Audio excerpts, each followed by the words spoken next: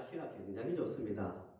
11월인데도 이 반팔에, 오늘 교회다 보니까요, 반팔에 반바지 입고 다니는 분이 있을 정도로 날씨가 굉장히 좋습니다. 나들이 하기에도 좋은 날씨입니다. 그 날씨가 좋으니 이때쯤 되면 전국에서 행사가 많이 열립니다. 그중 하나가 10월 하순부터 11월 초에 주로 열리는데 마라톤 대회입니다. 마라톤. 지난 금요일 날 저녁에 어떤 분하고 저녁 식사를 같이 했는데요. 그분이 마라톤 대회에 참가한대요. 들어보니까 일반인인데 완주를 벌써 7번이나 했대요. 42.19km. 기록이 3시간 초반대예요. 일반인으로서 자기 말로는 탑10 안에 든대요. 탑10 안에. 굉장히 잘 달리는 거죠. 그런데 아무리 연습을 많이 하고 마라톤 대회에 참여해도 10km, 20km 달리다 보면 다리는 무거워지고 심장은 터질 것 같고 숨은 목까지 차오르고 중간에 포기할까 그런 마음들이 늘 든다는 거예요. 연습 많이 해도. 프로 선수들도 마찬가지입니다. 프로 선수들도 얼마나 연습을 많이 하겠어요. 그런데도 마라톤을 하다 보면 항상 오는 거예요. 항상 10번을 완주했던 20번을 완주했던 숨이 차서 중간에 레이스를 포기하는 선수들이 속출한다고 합니다. 저는 이 42.19km를 한 번도 달려보지 못했는데요. 5km만 달려도 하늘이 노래지고 숨이 차서 중간에 완주를 했지만 포기 직전까지 간 경험이 있습니다. 그만큼 힘든 거예요. 바울은 자기가 받은 신앙을, 이 사명을 감당하는 것을 달리기에 여러 번 비유해서 말했습니다. 바울이 마지막으로 기록한 성경이 디모데후서라고 말씀드렸는데요. 그 중에서 4장 7절을 보시면 바울은 자신이 알아요. 내가 순교를 당하겠다. 죽을 것을 예감하고 있는 거예요. 그 가운데서 쓴 말씀이 디모데후서 4장인데요. 이런 말을 합니다. 4장 7절에서 나는 선한 싸움을 싸우고 나의 달려갈 길을 마치고 라고 말합니다. 자기 사명을 달려갈 길에 비유하고 있는 거예요. 난 다 달렸다는 거예요. 중간에 고난도 있었고 수많은 어려움이 있었지만 나는 끝까지 달렸다. 이제 죽음을 앞두고 있다는 말이죠. 본문 24절에서도 이렇게 말합니다. 24절을 보시면 내가 달려갈 길가 이렇게 합니다. 내가 달려갈 길가. 바울은 나는 사명이라는 사명의 길을 끝까지 달리기 위해서 나의 생명조차도 조금도 귀한 것으로 여기지 아니했다고 고백하고 있습니다. 바울이 수없이 견딜 수 없는 고난과 시험을 당하면서도 끝까지 사명을 완수하며 끝까지 달릴 수 있었던 힘이 어디에서 나왔을까요? 그 부분을 생각해 보려고 합니다. 신앙생활도 끝까지 해야 되지만 그냥 남들이 가는 거 따라가는 것이 아니라 나에게 맡긴, 하나님께서 나에게 맡기신 사명이 있다. 누구나 있거든요. 구원받은 사람들은요. 이 사명을 끝까지 잡고 완주하려면 힘이 있어야 된다. 힘이 없으면 아무것도 할 수 없는 거예요. 그 힘은 어디에서 났는가? 3가지로 정리해 볼게요. 본문 말씀을 보면서. 첫째는 24절을 주목해 보세요. 다시 24절. 우리 24절을 같이 읽어보실까요? 같이 시작. 내가 달려갈 일과 주 예수께 받은 사명 곧 하나님의 은혜의 복음을 증언하는 일을 마치려 하면 나의 생명조차 조금도 귀한 것으로 여기지 아니하노라. 아멘. 첫째는 사명의식이 분명히 있습니다. 내가 달려갈 길과 나의 생명, 이렇게 말하고 있습니다. 사명은 누가 받는 거예요? 내가 받는 거예요. 영적으로 깨어나고 성령이 충만한 사람들에게 나타나는 공통적인 모습이 뭐냐 하면 항상 1인칭 표현이 많습니다. 내가 섬기는 하나님입니다. 나의 하나님, 시편에 그런 표현이 많이 나오죠. 나의 하나님, 나의 산성, 나의 바위, 나의 피난처, 나의 목자. 1인칭이에요. 내가 경험하고 있는 하나님이에요. 마찬가지로 사명에서도요. 내가 달려갈 길, 내가 받은 사명이라는 거예요. 은혜도 내가 받는 거예요. 사명도 내가 받는 겁니다. 그런데 바울은 이 사명을 누구에게서 받았다는 거예요? 누가 주신 거예요? 누가 사명 주셨어요? 목사가 주셨습니까? 목사가 줬습니까? 목사가 주면 이 복잡해집니다. 기분 좋을 때는 잘 감당하지만 조금 힘들면 막 부담이 되는 거예요. 내가 왜 이 일을 해야 되지? 목사님은 내 능력을 너무 과대평가하는 것 아닌가? 이러면서 신앙생활하기 힘든데 부담을 많이 느낄 수 있는 거예요. 그런데 바울은 항상 의식이 뭐냐? 나에게 주신 그 분은 누구인가?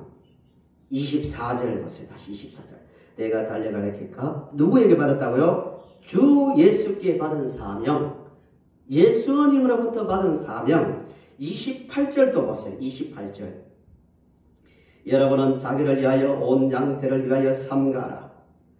누가 그들 가운데 직분을 주셨다고요? 성령이 말이에요. 성령이 그들 가운데 여러분을 감독자로 삼고 또 누가요? 하나님이 자기 교회를 피로 사신 교회를 보살피게 하셨다고 말합니다. 성령께서 주 예수께서 하나님께서 주신 사명 이렇게 말하고 있습니다. 표현은 다르지만 한 분이시죠. 성삼위 하나님께서 자기에게 사명을 주셨기 때문에 나는 사명을 감당한다고 분명히 말하고 있습니다. 성도 여러분, 우리가 구원받은 것 당연히 성삼위 하나님의 은혜입니다. 또 사명으로 부름받은 것도 성삼위 성령 하나님 주 예수께서 또 하나님께서 우리를 불러주셔서 사명을 주셨기 때문에 이 자리에 앉아 있는 겁니다. 사명의식이 분명해야 돼요. 사명의식. 사명 감당하는 게 쉬운 게 아니거든요. 사명의식이 확실해야 됩니다. 19절부터 21절, 31절을 보시면 바울이 고백해요.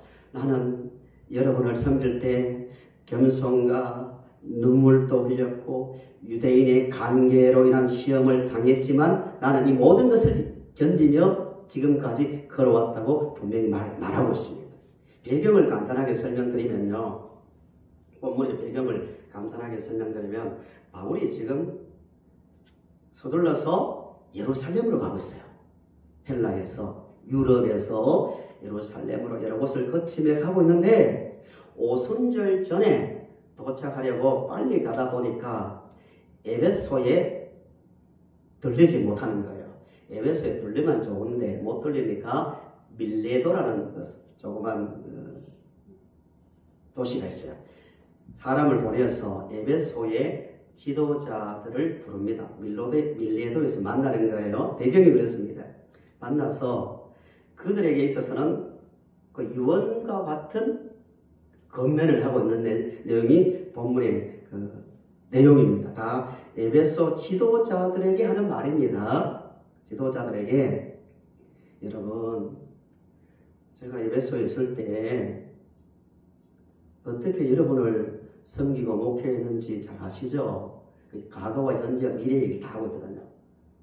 저는 정말 모든 겸손한 마음으로 정말 눈물을 흘리며 최선을 다해서 여러분을 가르쳤습니다. 목회를 했습니다. 그런 이야기입니다. 유대인의 간계가 있었다고요.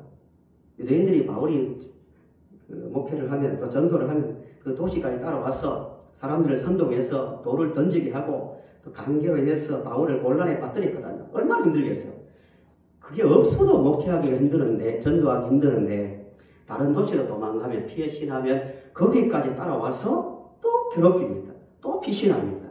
이 일이 반복됐거든요. 그런데도 바울은 포기하지 않고 끝까지 사명의 길을 끝까지 달렸습니다. 무엇 때문에요? 사명의식입니다. 사명의식. 현대는 군중 속에서 현대 교인들이 조금 잘못하면 여러 사람이 일하는 군중 속에서 탁 묻혀서 거기에서 안락함을 느끼고 마음이 편하면 그것을 마치 은혜로 착각할 수 있습니다. 믿음은 하나님과 나와의 1대1의 문제고 사명도 나와 하나님과의 문제예요. 가장 불행한 사람이 누구냐? 구원받지 못한 사람도 불행하지만 한 인생을 살아가는데 사명이 없으면, 사명의식 없이 열심히 왔다 갔다 했는데 아무것도 남김없이 그 손에 잡은 것이 없이 하나님 앞에 선다면 불행한 거예요. 각자가 이 일은 하나님께서, 주께서, 성령께서 나에게 맡기신 일이라는 그 의식을 가지고 크든 작든 충성하는 성도님들이 되시길 바랍니다. 사명하니까 생각나는 찬송이 있어요. 사명감을 가진 자만 가사를 이해하고 부를 수 있는 찬송이 323장이에요. 제가 읽어드릴게요. 323장을 보시면 사명의식이 뭔가를 잘 보여주는, 사명의식을 가진 자는 어떤 태도로 살아야 되는가를 보여주는 찬송 중에 한 장입니다. 323장 보세요. 저도 이 찬송을 참 많이 부른 것 같아요. 1절 보시면 부름 받아 나서니 몸, 사명이죠. 나에게 맡긴 사명이잖아요. 사명으로 불렀잖아요. 부름 받아 나서니 몸 어디든지 가오리다.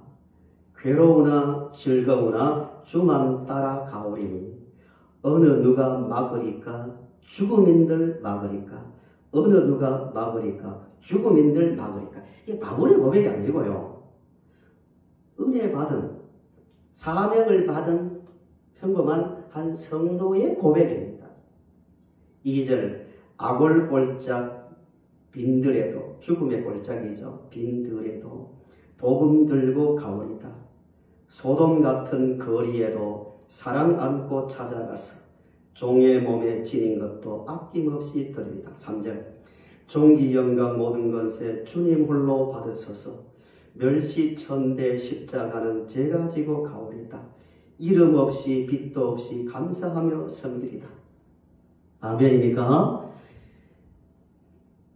괴로우나 즐거우나 소돔 같은 거리에도 악월골짝 빈들에도 저는 복음 들고 가겠습니다. 사명을 받은 자만 부를 수 있는 찬송입니다. 이게 찬송으로 끝나지 않고요. 우리의 현재 삶에서요. 그런 마음으로 사명을 감당할 수 있길 바랍니다. 빈들, 아무것도 보이지 않고 아무것도 잡히지 않는 것 같은 빈들에도 주께서 가라면 가겠습니다. 그 자리에서 사명을 감당하겠습니다. 이 바울의 고백이자 하나님의 그 부름을 받은 모든 자들의 고백이 되어야 됩니다. 두 번째로요. 마라톤처럼 끝까지 심장이 터질 것 같고 무릎이 끼어질 것 같고 숨이 목까지 차오르더라도 끝까지 완주하려면, 사명의 길을 완주하려면요. 24절을 다시 주목해 보세요. 오늘 중심구절이 24절인데요. 내가 달려갈 길가 주 예수께 받은 사명, 곧 뭐라고 말합니까? 하나님의 은혜의 복음을 증언하는 일, 이렇게 말합니다. 은혜의 복음, 이 말을 주목하셔야 됩니다. 구원은 오직 무엇으로 된 겁니까? 은혜입니다. 은혜. 그 한 사람이 살아가려면 은혜가 있어야 됩니다. 은혜의식. 알수록요, 하나님을 알수록 커지는 게 뭐냐 하면은 은혜입니다. 은혜. 구원은 은혜거든요. 에베소서 1장 3절에서 14절 말씀인데요. 찾지는 않겠습니다. 요약하면 이런 얘기예요. 에베소 교회에 바울이 쓴 성경이 에베소서 아닙니까? 요약하면 1장 시작이 이거예요. 찬송합시다. 우리 찬송합시다. 왜요? 성부 하나님께서 예정하사 우리를 자기의 아들들이 되게 하셨다. 예정했단 말은 우리가 하나님을 알기 전에 하나님이 먼저 우리를 알고 불렀다는 거예요. 그래서 구원받은 거예요. 구원을 이해하면 이해할수록 남는 건 한 가지입니다. 은혜예요. 아이 목사님, 그래도 뭔가 마음속에 종교성이 있고 뭔가 영적 어떤 탐구심도 있고 뭔가 있었기 때문에 하나님을 안 거지. 다 이유가 있는 거 아닙니까? 아니란 거예요. 성경은 우리가 죄인 되었을 때 로마서 5장이죠. 아무것도 모를 때 하나님께서 우리를 예정하사 불렀기 때문에 우리가 구원을 받은 거예요. 믿으시죠? 이 은혜입니다. 은혜. 그 다음 구절에 성자 예수님께서 우리를 위해서 십자가에 달려 죽으셨기 때문에 우리가 구원받은 거예요. 우리가 아무리 하나님 이름 불러도 예를 들어서 그럴 수도 없지만 우리가 하나님을 알았다 칩시다. 하나님 구원해 주세요. 구원해 주세요. 아무리 해도 예수님이 먼저 우리를 위해서 십자가에 달려 죽으시지 않으셨다면 우리 구원 못 받는 거예요. 우리에게 그런 능력이 없으니까. 죄를 안 지을 능력이 없으니까. 은혜입니다. 은혜. 예수님이 십자가에 달려 죽으셨다고 우리가 예수 믿고 구원받을 수 있습니까? 아니라는 거예요. 아무리 객관적 사실이 2000년 전에 베들레헴에 예수님이 나셨고 증거가 있다. 뭐 성경을 봐라. 뭐 나사렛에서 자라셨고 또 요다 갈릴리에서 이런 기적을 행하셨다. 확실하지요. 증인이 있죠. 부활의 증인이 있죠. 아무리 설명해 보세요. 믿어지는가? 성령께서 깨닫게 하셔야만 믿어진다고 성경은 말하고 있거든요. 절대로 성령의 역사가 아니고는 구원의 진리를 이해할 수 없는 거예요. 역사적 사실이라는 건 알 수 있겠죠. 그러나 예수 그리스도께서 우리를 구원하셨다는 그 구원의 진리는 성령의 역사가 있어야만 가능하다고 에베소서 1장에서 말하거든요. 성부 하나님의 은혜, 성자 예수님의 은혜, 성령 하나님의 은혜로서 우리가 구원을 받았습니다. 이게 복음이에요. 바울이 복음을 전하면서도 생각했겠죠. 야, 그렇다. 내가 어떻게 해서 예수님을 알게 되고 그걸 믿게 되고 그래서 하나님을 아버지라 고백할 수 있게 되었는가? 은혜다. 은혜 의식이 있으니까 힘이 나는 거예요. 우리가 예배 드리면서도요. 그 은혜의 마음이 있어야 기쁨이 있는 거예요. 아니면 율법적이 되는 거예요. 또 주일인가? 주일은 다른 날은 잘 돌아오지 않는데 주일은 왜 이렇게 빨리 오는가? 이렇게 되는 거예요. 은혜가 있으면 눈물과 땀과 피를 흘려도 감사하며 인내하며 사명을 감당할 수 있는 겁니다. 요즘 참 안타까운 일이죠. 이스라엘과 팔레스타인이 전쟁 중에 있죠. 시간마다 뉴스에 탑으로 담뉴스로 나오고 있는데 뭐 수천 명이 죽고 다치고 하는 걸 보면서 참 안타깝습니다. 그 전쟁을 볼 때 세상 사람들은 전문가들은 이렇게 보겠죠. 한쪽 편을 들겠죠. 뭐 이스라엘이 잘못했다. 또 한쪽은 팔레스타인이 잘못했다. 테러 분자들은 죽어야 된다. 별별 사람들 그 평가를 다 합니다. 그 전문가들의 그 말을 들어보면 모든 분쟁의 씨앗은 누가 뿌렸냐면요. 영국과 프랑스가 뿌렸습니다. 시리아 내전도 영국과 프랑스가 뿌렸고 쿠르드, 세계에서 가장 큰 난민이 쿠르드족입니다. 또 이라크 전쟁부터 중동의 모든 아프리카까지 가요. 막 손목 자르고 하잖아. 아프리카 사람들 보면 막 자르고 전쟁하는데 왜 그러냐면은 프랑스와 영국이 비밀 협약을 맺어가지고요. 야, 우리 나눠 먹게 하자. 땅 나눠 먹게 하자면서 줄자를 대고 지도를 펼쳐놓고 줄자로 쭉 그었습니다. 그래서 아프리카와 중동은 국경선이 대부분 직선으로 되어 있습니다. 직선으로. 잘 보시면. 그 이유가 있습니다. 이쪽은 줄자 꺼놓고 프랑스, 이쪽은 영국, 이런 식으로 땅 나눠 먹게 한 거예요. 그 문제가 뭐냐면 땅을 나눌 때도 종교나 가문, 혈통을 따라서 나눠주면 싸움이 안 나는데 자기 마음대로 줄을 뽑아놓으니까 어제까지 우리 이웃이고 가족이었던 사람이 이라크 사람이 되고 또 이쪽은 자기는 시리아 사람이 되고 우리나라 말하면 경상도 이쪽은 일본 땅, 일본 사람, 전라도 이쪽은 서쪽에 있으니까 중국 사람 이렇게 다 갈라놓은 거예요. 그러니까 지금도 전쟁이 일어나고 있는 거예요. 분쟁의 모든 씨앗은 거기에 있습니다. 제가 이 이야기를 하려고 하는 것이 아니라 우리는 팔레스타인과 이스라엘의 전쟁을 보면서 누구가 잘못했다, 누구 죽여야 된다, 사야 된다 그 관점보다는 저 사람들도 예수님께서 태어나신 것 아닙니까? 무슬림이 되었던 유대인이 되었던 그들은 둘 다 십자가 예수 그리스도의 구원의 진리를 모르고 있거든요. 저분들도 예수님을 이 구원의 진리를 알면 얼마나 좋을까. 그럼 분쟁도 그치고 서로 화해하고 잘 살 수 있을 건데 우리 그런 관점으로 바라보며 기도해야 됩니다. 하나님, 예수님께서 태어나신 그 땅에 사는 유대인들도 이 구원의 십자가 진리를 이해하고 예수 믿게 해주세요. 구원받게 해주세요. 기도해야 되고 또 무슬림들도 이슬람인들도 같이 그들을 위해서 우리는 기도를 해야 됩니다. 그 관점을 가져야 됩니다. 바울은 은혜의 눈으로 똑같은 민족이고 똑같은 사람으로 살고 있는데 그 많은 사람들 중에서 내가 하나님 은혜로 부름을 받아 구원받았다는 의식이 있으니까요. 고난이 오더라도 너무너무 힘든 시험이 오더라도 견디는 겁니다. 우리도 마음속에서 늘 은혜 의식을 가지고 사명을 감당할 수 있기 바랍니다. 11월 19일이 무슨 날입니까? 저 생일이 아니고 무슨 날입니까? 네, 추수감사절과 이웃 초대 날로 정해놓고 초대하기 위해서 하고 있는데요. 구체적인 세부 행동 사항으로 뭐가 있습니까? 매일 잊어버렸습니까? 뭐라고요? 매일 기도. 1번 하고 있습니까? 예. 2번 매일 뭐 한다고? 만나기까지 인사하기. 만나는 거예요. 접촉점을 가지기 위해서 만나기.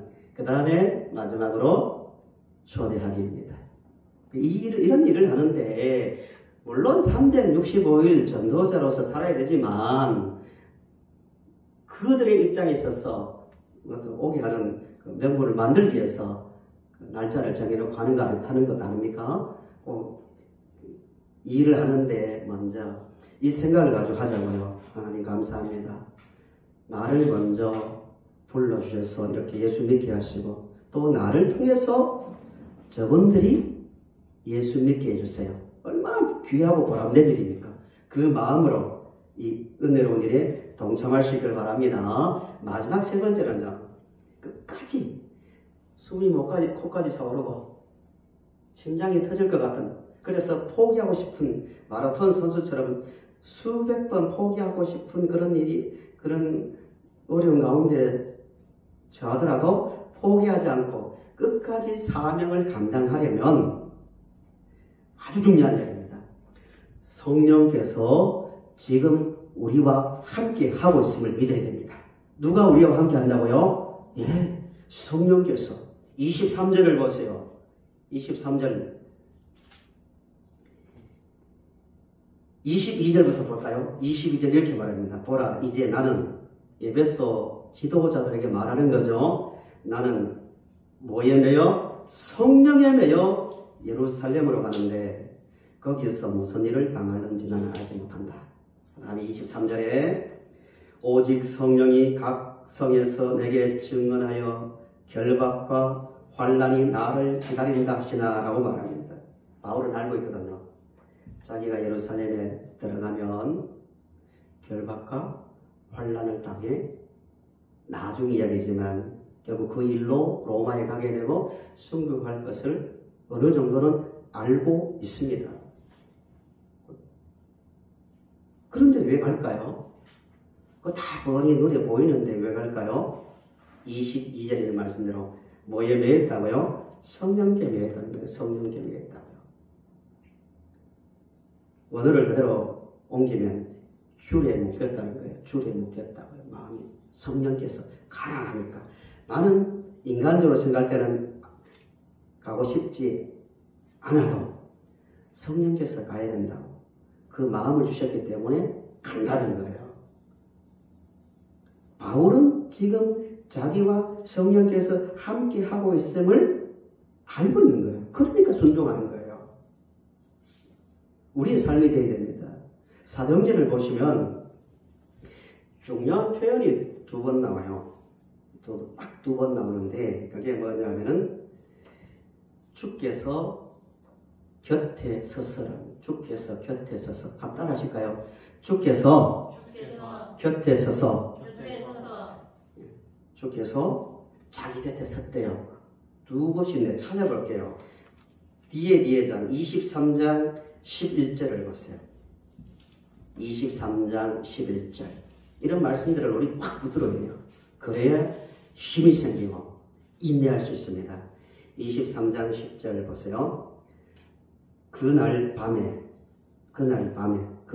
언제냐? 바로 앞절에 큰 분쟁이 생기니 천부장은 바울이 그들에게 찢겨질까 하여 군인을 명하여 내려가 무리 가운데서 빼앗아 가지고 영내로 들어가라 하니라. 무리들이 바울을 찢어버릴 정도로 막 분노해서 바울을 잡으려고 합니다. 그때 영내로 로마 군인에 의해서 영내로 들어갔을 때 그 밤에 이렇게 말합니다. 주께서 바울 뭐라고요? 곁에 서서 이르시되 성령 아닙니까? 성령께서 바울 옆에 서서 담대하라. 내가 예루살렘에서 나의 일을 증언한 것 같이 로마에서도 증언하여야 하리라 하셨다고 말합니다. 바울을 찢어 죽이겠다고 달려드는 그 극한적 환경이에요. 근데 그 밤에 주께서 자기 곁에 섰대요. 함께 하신다는 말씀입니다. 한 곳도요. 27장 보세요. 27장 23절 보시기 바랍니다. 27장 23절 바울이 27장 23절 바울이 그 유명한 유라굴로 태풍을 만났죠. 14일 동안 해와 별이 보이지 않았습니다. 바다 중간에서 14일 동안 해와 별을 못 봤다고 생각하면 얼마나 공포스럽겠습니까? 그때 바울이 한 말이에요. 23절 보세요. 내가 속한 바 곧 내가 섬기는 하나님의 사자가 뭐라고요? 어제 밤에 내 곁에 서서 말했다고 분명히 말합니다. 폭풍 가운데 아무것도 보이지 않는 그 밤에 표현은 조금 다르지만 앞에서는 주께서 있고 주의 사자가 있지만 성령께서 비슷한 이야기일까요? 자기 곁에 서서 말했다는 거예요. 바울아 두려워하지 말라. 내가 가이사 앞에 서야 하겠고 또 하나님께서 너와 함께 항해하는 자를 다 내게 주셨다 했으니 그래서 바울이 하는 말이 뭐예요? 여러분 안심하십시오. 나는 내게 말씀하신 그대로 되리라고 하나님을 믿습니다 하고 결과적으로 한 사람도 물에 빠져 죽지 않고 다 구원을 받았습니다. 주께서 바울 곁에 섰다고 분명히 말하고 있습니다. 본문으로 돌아옵니다. 성도 여러분, 우리가 이 세상을 살아가는데요. 살아가다 보면 이런 마음이 들 때 있는 거예요. 나 혼자다. 나는 왜 이렇게 약한가? 나는 사명을 감당한다고 하지만 왜 이렇게 열매가 없는가? 나는 왜 이런가? 이런 생각이 들 때도 있습니다. 그러나 한 가지 잊지 마세요. 성령께서 우리 곁에 서서 세상 끝날까지 우리와 함께하고 계십니다. 28절 마지막으로 보세요. 바울이 여러분 내 곁에만 서 계신 게 아닙니다. 이 말을 하고 있는 거예요. 28절 본문 20장 28절 에베소 장로들 지도자들에게 하는 권면이라고 말씀드렸습니다. 24절 보세요. 28절 여러분은 자기를 위하여 또는 온 양떼를 위하여 삼가라.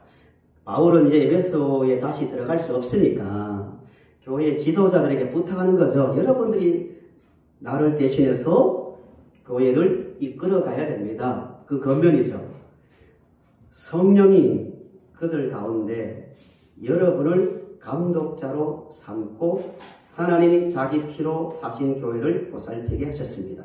누가 당신들을 지도자로 세웠다고요? 성령께서요. 성령께서 여러분에게 사명을 주셨습니다. 라고 말합니다. 말씀의 결론입니다. 성도 여러분, 신앙생활만 만만한 게 아니라 또 신앙생활도 그렇게 힘드는데요. 사명을 끝까지 잡고 가려면 얼마나 힘들겠습니까? 인간적으로 생각할 때. 그러나 우리는 끝까지 가야 돼요. 왜 그렇죠?